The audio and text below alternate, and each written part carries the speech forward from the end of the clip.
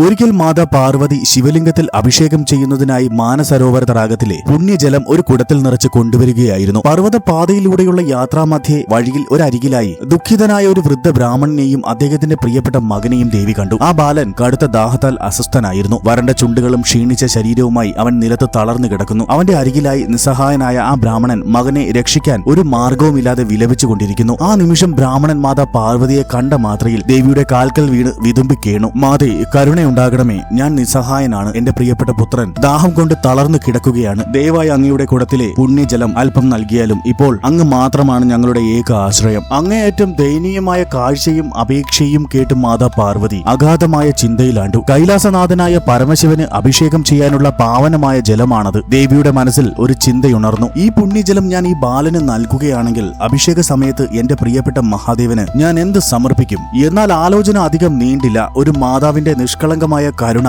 ഉടൻ തന്നെ ദേവിയുടെ ഹൃദയത്തിൽ നിറഞ്ഞു. ലോകം മാതാവായ മാതാ പാർവതി ഉറച്ച തീരുമാനമെടുത്തു. ഈ ജലം കൊണ്ട് ഒരു നിസ്സഹായനായ കുട്ടിയുടെ ജീവൻ രക്ഷിക്കാൻ കഴിയുമെങ്കിൽ അതും മഹാദേവനോടുള്ള ഒരു ശ്രേഷ്ഠമായ ഭക്തി തന്നെയാണ്. ഒരു ജീവൻ രക്ഷിക്കുന്നത് അവിടുത്തെ കേവലം പൂജിക്കുന്നതിനേക്കാൾ ഒട്ടും കുറഞ്ഞതല്ല. ജീവകാരുണ്യം തന്നെയാണ് ഏറ്റവും വലിയ പൂജ. ആ തീരുമാനത്തോടെ വാത്സല്യത്തോടെ മാതാ പാർവതി സ്വന്തം കൈകൊണ്ട് കുടത്തിലെ പുണ്യജലം ആ ദാഹാർത്തനായ കുട്ടിക്ക് നൽകി. അവൻ അത് കുടിച്ച ഉടൻ തന്നെ ദാഹം ശമിക്കുകയും അവൻ പൂർണ്ണമായും ആരോഗ്യമുള്ളവനും ഉന്മേഷവാനും പുഞ്ചിരിക്കുന്നവനുമായി തീർന്നു. സന്തോഷം കൊണ്ട് തിളങ്ങിയ കണ്ണുകളോടെ അവൻ മാതാ പാർവതിയോട് പറഞ്ഞു, മാതേ, അങ്ങയുടെ ഈ കുടത്തിലെ ജലം വെറും ജലമല്ല, അത് അങ്ങയുടെ അനന്തമായ കാരുണ്യത്തിന്റെയും നിർമ്മലമായ ഭക്തിയുടെയും പ്രതിഫലനമാണ്. ഇത് ഒരിക്കലും വറ്റുകയില്ല. അങ്ങ് പോവുക. അങ്ങയുടെ പൂജയ്ക്ക് ഒരു കുറവും വരികയില്ല. ബാലന്റെ വാക്കുകൾ കേട്ട് മാതാ പാർവതിക്ക് അതിയായ സന്തോഷവും ആശ്വാസവുമായി. തന്റെ കാരുണ്യത്തിന് ഫലമുണ്ടായതിൽ സന്തുഷ്ടയായ ദേവി പുഞ്ചിരിച്ചുകൊണ്ട് യാത്ര തുടർന്നു. അങ്ങനെ മാതാ പാർവതി നടന്നകന്ന ആ നിമിഷം ആ ബ്രാഹ്മണനും കുട്ടിയും അവരുടെ യഥാർത്ഥ രൂപത്തിലേക്ക് മാറി. അവർ മറ്റാരുമായിരുന്നില്ല,